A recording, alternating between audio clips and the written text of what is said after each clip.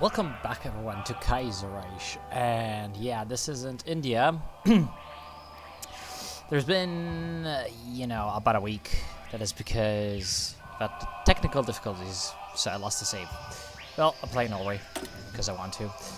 No AI difficulty increases. Holy hell, that is loud. No AI difficulty increases because this is a very minor nation, compared to the old Barafia commune. But hopefully it's gonna be fun regardless. And yeah, of course I want to know everything. Norway is interesting. Also got a focus tree very recently. Let's just very quickly set things up. It's gonna be very much basic what I want to do this time. Now let's get the music. Okay. Pretty good. Yeah, it's gonna be without too much cutting around. I'm just gonna play. Now, Norway. So you've got the focus tree, right? There's two parts. There's this one, which is like common, and then depending on what you choose with events, you go either syndicalist, democratic, or right over here, nationalist. Of course, the most interesting one I've never actually played through with it, but the most interesting one would be the Treaty of Stockholm route to make the Nordic Federation. I'm thinking that that means that eventually you get a united confederation or federation of these three countries, of course, Sweden, Denmark, and Norway. That's pretty okay, but that's not what we're gonna do. I don't think so, at least. Who knows what we're gonna do. Now, for national focuses, I guess can go industry right off the bat. Getting some army stuff would be okay. To get the extra land doctrines. Actually, yeah, let's do that. Land doctrines, ahoy. Those are very useful. Getting some equipment and, of course, electronic mechanical engineering and machine tools, exactly what you'd expect. We don't exactly start off with a lot of factories. We've got 5 civilians and 2 militaries, of course, a lot of consumer goods factories, as we are just right at the start of civilian economy, so can't really use too much of what we've got. We are producing destroyers, which is okay. Fine by me. Let's just pull them all in Oslo. And infantry and artillery. Just what you'd expect. So the state of Norway. Norway is standing at a crossroads in history. While the nation is relatively prosperous, the civil society is plagued by political infighting and stagnation. The left is divided as a result of schisms within once dominant Labour Party. In 1921, the moderate faction broke away and formed the Social Democratic Labour Party, while the radical syndicalist wing broke away to form the Norwegian Syndicalist Federation in 1923. In addition, the Norwegian Communist Party is struggling, and there are rumors that about forming a new vanguard party of the left, based upon the principles of national syndicalism. On the opposite end of the political spectrum, several nationalist organizations are jockeying for power and influence.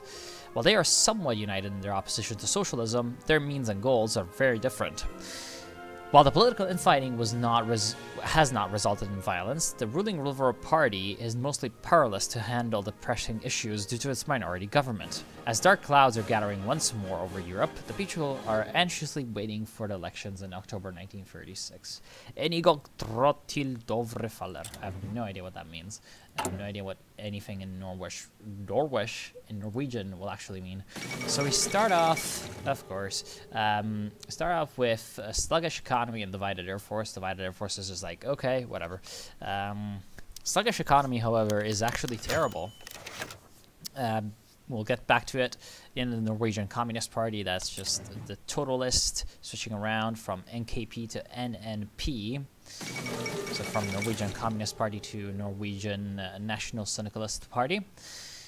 So this sluggish economy is because we are supposed to be part of the British economic sphere after World War I, but then, of course, yeah, that happened. And so we're basically without trade partners. And since Norway is very much dependent on trade, it's got a big merchant marine, as we can see. We got a ton of convoys. We just got a bunch of minuses because Germany does not like us. Well, I mean, in game they like us, but they're not supposed to like us. Anyway, trade mission to Japan. The lack of international trade has crippled the Norwegian economy since 1925. One of the underlying issues has been the lack of work for our large merchant navy. A bright individual in the foreign department has recently proposed reaching out to the Empire of Japan, as it could prove a market for our dried fish and whaling trade. We could also lease some merchant ships to the Japanese at favorable rates. If successful, an agreement would provide at least much-needed contracts for our merchant navy. That's from the trade delegation. So they're going to get an event that they can accept or not accept. I hope they do. The Japanese decline. Damn. Unfortunately, the Japanese government has declined our trade agreement. Yeah, if they don't decline, you actually get a pretty cool, like, reduction to these malices, which is why I went for that, but backfired. Okay. Now I'm just getting the army plan, you know, to get the land option. Wow, I love Norwegian music. Holy hell. That's awesome. In Hall of the Mountain King. Yeah, there's just a lot of interesting stuff over here with the artillery and, you know, rifle trials. Improved basic training. Damn. Yeah, that's all pretty cool. But for now, we're just going to be sticking to the land doctrine bonuses. So, protest against farm foreclosures. The current economic crisis has caused a lot of farmers to default on their loans and mortgages. As a result, their livestock and property is normally auctioned away to the highest bidder by local authorities. The practice is deeply unpopular among Norwegian farmers, but proponents claim that the debts must be repaid and that the auctions are a necessary evil in a free market economy. Yesterday, the Farmers' Party has proposed a bill that would ban the auctions. What is the government's position on the issue? We can either allow the auctions to continue or ban the auctions. We're just going to allow them to continue. That's going to give us a very nice production efficiency and factory output bonus. Just something that I like. And now that we've got the revised 1933 army plan, we could do 35 days for the Panzerskip question. I guess it should do that. Panzerskips, or armored ships, I guess. Oh god. Yeah, that's just a nationalist organization. Oh wow, look at our, yeah, very low. Yeah, we're at 7% popularity with the Venstre, which is our party. That's bad. And Quisling's speech. Now, Quisling is the leader of the right wing, also a pretty unsavory historical character.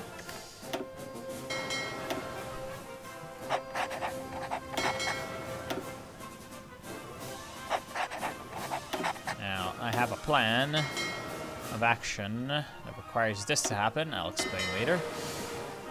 You go back up there. Anyway, yeah, and well, this Panzerskip question is going to do is given us an event to modernize some of our heavy cruisers, I believe, also known as, you know, coastal armored ships that are basically just meant to be Baltic vessels. Samfundsvernet and the state. Since Samfundsvernet was founded in 1923, a paramilitary organization has been a bulwark against syndicalism. Though controlled and supported by conservative and nationalist circles, it was granted status as a reserve police by the Police Act of 1928. However, Quisling's recent speech has filled his ranks with his supporters and radicalized the organization. Several voices have raised concern regarding the development and want to curtail the organization. I'm going to say that they are a defense against syndicalism because I need them for later. But now you may know what I'm doing. We also have an air force. Norway's actually, like, comparatively pretty well off. I mean, we start off with 9 submarines, 9 destroyers and 2 heavy cruisers, and, you know, you start off with 2 dockyards, so you can expand your navy right at the start. So, okay, the Panzerskip's question. The pride of the Norwegian Navy is its 6 Panzerskip. These armored cruisers, also known as coastal defense ships, well, we only have 2 of them here, so that's probably not what they are. are heavily armed and armored, but they lack the operational range of their larger counterparts. Unfortunately, 4 of our Panzerskip are in quite a bad shape. Okay, so that's why we only have 2. Having been acquired between 1897 and 1901, the lack of upgrades and proper maintenance has severely limited their usefulness. They're currently mothballed, and the Navy is awaiting word on their fate. What shall we do with our ships? So we can either say put them back into service or upgrade and modernize what we can. Let's upgrade and modernize what we can. That is actually a bad political power thing, but eventually it's going to give us some more, you know, ships, which is exactly what we like to see. We could go for broke and get some extra dockyards. That is 3 extra dockyards, which is going to be a lot of production when it comes to destroyers. But we lack oil right now, so no need. Let's go ahead and get defensive rearmament, just to get early mobilization. It's going to decrease our consumer goods factories requirement, and then we're going to go with the military factories and these 2 national focuses, FFI and Oslo Analyzer. Those are very, very good. We're going to try to beeline for those as quickly as possible, and there we are. Of course, the Anglo-Afghani war is dead. And actually, it seems like the Dominion has left Afghanistan alone, which might result in an Islamist Afghanistan. That would be interesting to see.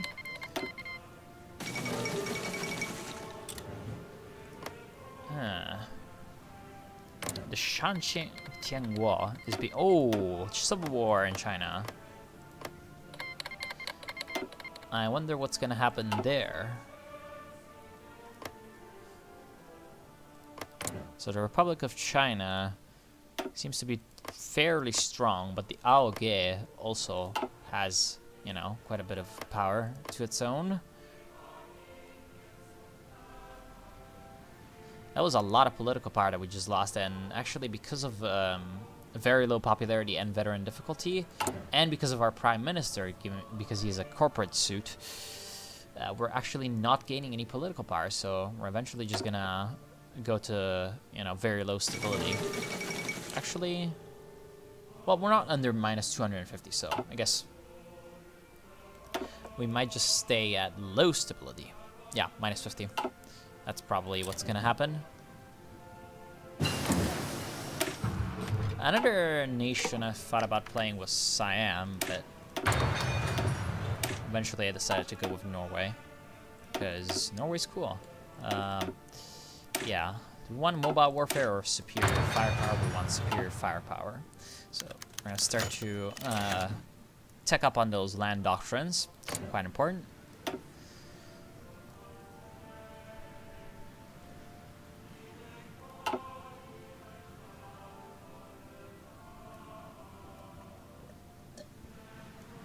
And for now, it looks like mostly Asia is experiencing problems, but soon enough, things might happen on our side of the pond as well. So we must be prepared to get some military factories. One for this ammunition plant. Okay, well, what can we do? We do have engineers on our infantry divisions, which are actually binary. I dislike binary, but yeah, we're gonna need to equip those engineers with some support equipment. So for now, let's just go with that. Once we, of course, get that extra military factory, and then with 2 more. Ooh, influence from the Union of Britain. So the Union of Britain has begun influencing our political system. It seems that they are supporting the syndicalist groupings with funds and attempting to undermine the legitimacy of our democracy in the left-wing press. Damn syndicalists. So we gain even less political power and get a bunch of popularity for the damn commies. And oh, the socialist state of Siam. You always see things you've never seen before in Kaiserreich, do you? I've never seen the socialist state of Siam. Looks like they Well, time to cheat. They do have a lot of militias, and actually even a motorized division. Overall, it's just like, they've got a bunch of units, they've even got marines. It's just, you know, they actually have a chance. Of course, Siam. Okay, so it's the Song-Sudared Rebellion. While the Siamese Revolution itself was successful, its political implications is an absolute mess, from the yellow-covered dossier affair, which the old royalist side used to build up a red scare against the parliamentarians. While Army Chief Luang Phisong Kram himself declared his allegiance towards the king, Praya Song-Sudaret and some naval commanders organized an armed mutiny in southern and eastern regions of the country, proclaiming themselves as the Kanapokpong Prachatipatai Democracy Protection Party, and marched towards Bangkok. This prompted a quick government reaction which engulfed the whole nation with the flames of a Siamese Civil War. So these guys are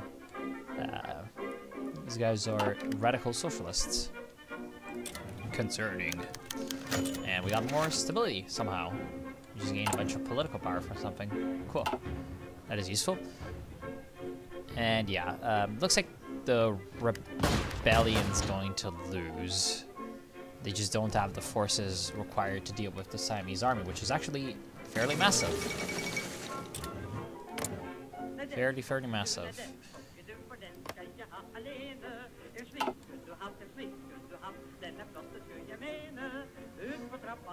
And now the battle lines in China have also kind of reached their natural conclusions, consolidated themselves. Actually, somehow, the Republic has managed to acquire Guangzhou. So I have no idea how that happened, but hey, good for them.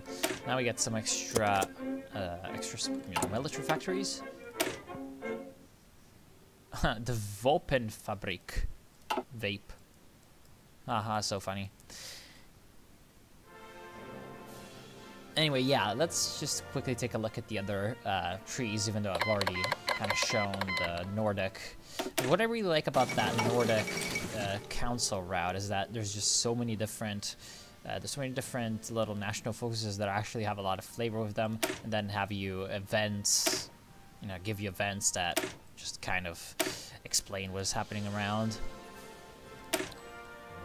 What is also really awesome is that you get some companies as well. So you get the Nordic Airlines, and then yeah, you can just get all that nice stuff. Oh, this one of course does not work because I don't have TFB. Okay, so the upgraded Panzerskip are ready.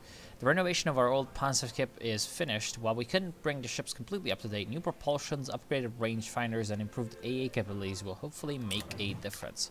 So we just got a bunch of awesome heavy cruisers. Let's see. So they're basically tier 1, just like all the others, but now we have a very good navy. I mean, compared to our size, 6 heavy cruisers and 10 destroyers is there. It is there. Okay, there we are. So it's October 1936. This is exactly what we were waiting for. The elections. So today, the Norwegian people elect a new parliament. This election is tightly fought and will decide the course of Norway in the foreseeable future. There are 4 possible outcomes. First of all, the Radical Socialist Labour Party is campaigning on a platform of socialist reform. Another possibility is the Social Democratic Labour Party in a coalition with the Liberal Party. Furthermore, the market liberal conservatives could gain power with the Farmers' Party. Lastly, a grand coalition of the right, led by the Fatherland League, is thought to be a possibility. Who will win? So we have either radical socialists, social democrats, or conservatives. And what we're going to be choosing is the radical socialists, which is going to result in a pretty hilarious, situation where we have the Norwegian Socialist Republic as a name, but we have a king, Haakon the 7th. Yeah, sure. And of course, choosing a prime minister now. So we can either say the party chief, which is going to be good for our political power and bad for our factories, or guy who is better at national unity. They're going to go with the party chief because we need political power. Low popularity. Oh no. That is because we are now the Arbeiterpartei, or Partit, the Workers' Party. Conservatives, of course, protest. That is what they do. We are not going to care about them. Nobody likes the conservatives.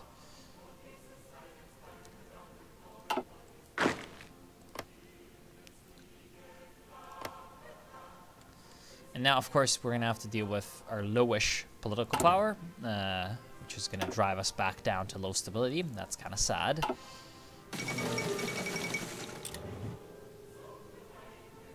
Huh. Actually, this economy minister is the one I like, production cost and infantry equipment, so that's pretty okay. Now, we do have that factory. We can't go down this route yet because we need to actually control Norway. You might say, why do we not control Norway? Well, you see very soon. Could actually go for a couple of synthetic refineries. That would provide us with a pretty good amount of oil. 14 oil and 8 rubber from that focus. That would be quite good.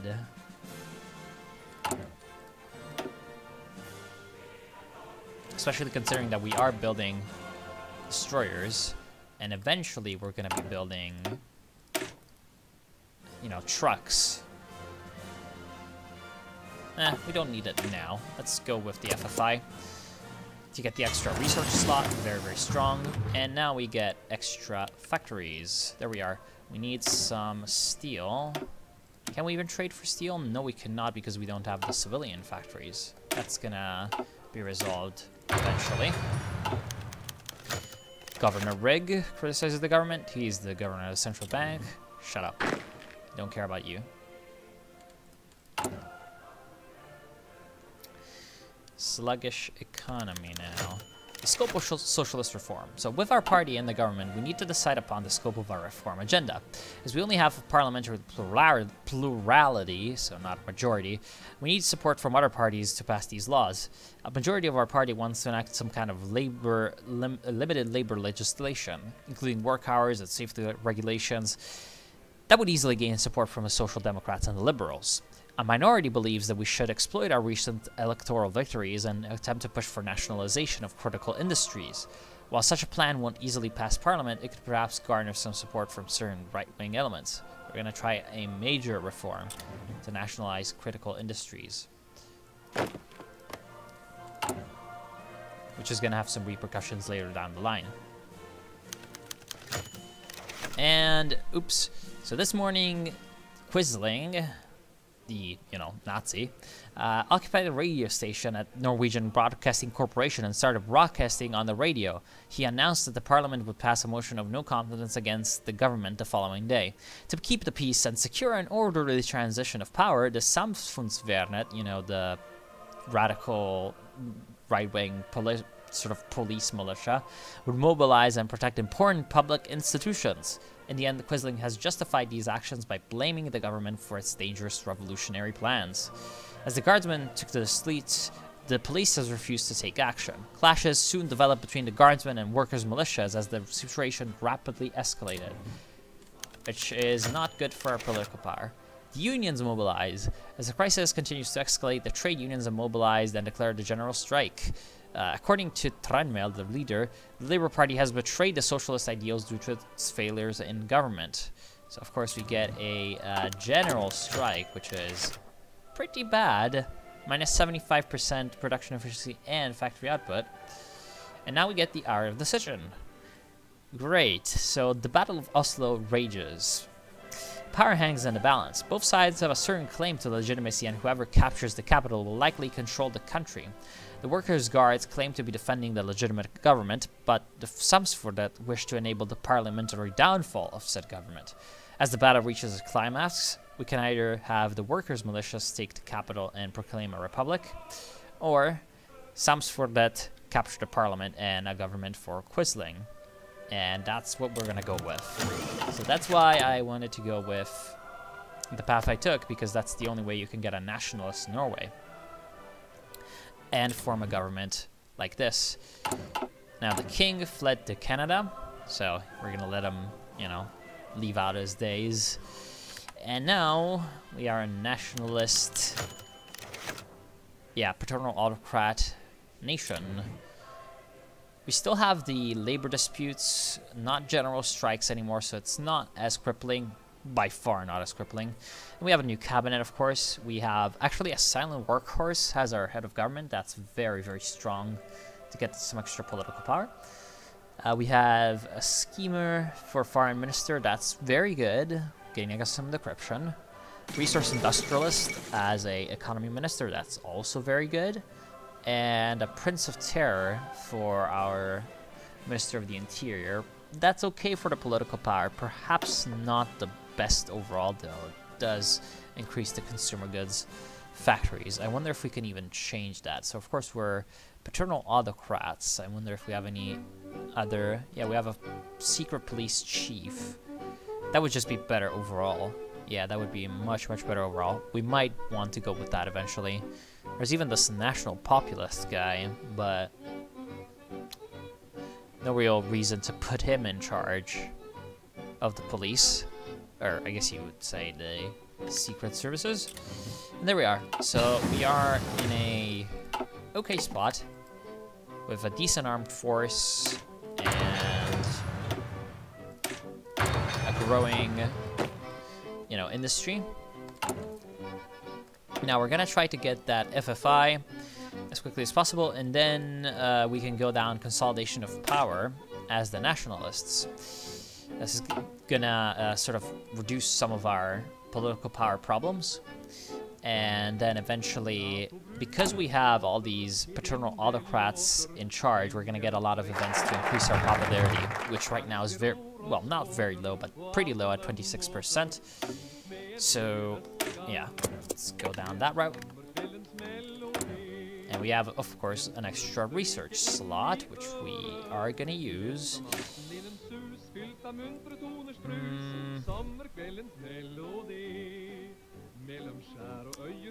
Marines are a good idea, but not now. Not now.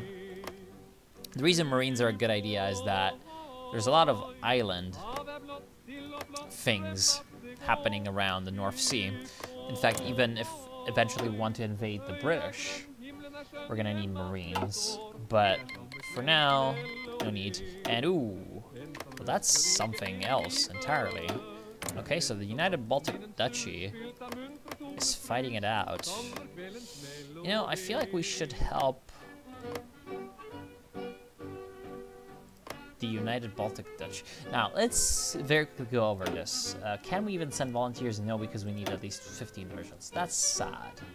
I would have loved to send in some help to at least one of these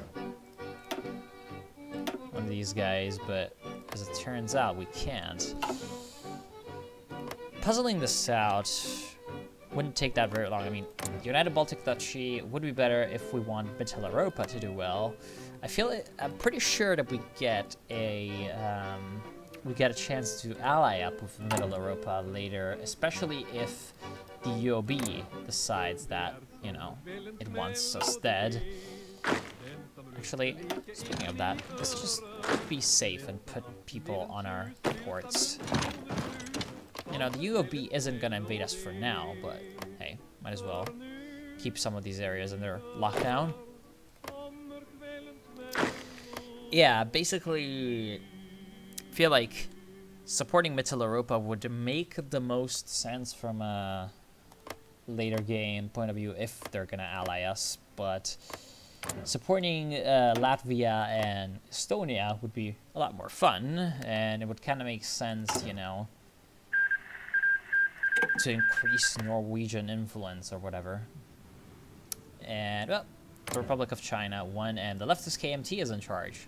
So, Sun Yat-sen's wife is now the president, and they actually have the China First formed with the Shanqing Tianguo. Whoa. France has declared... What the fuck? How did that... I have no idea. Well, that's bad for Liberia, of course.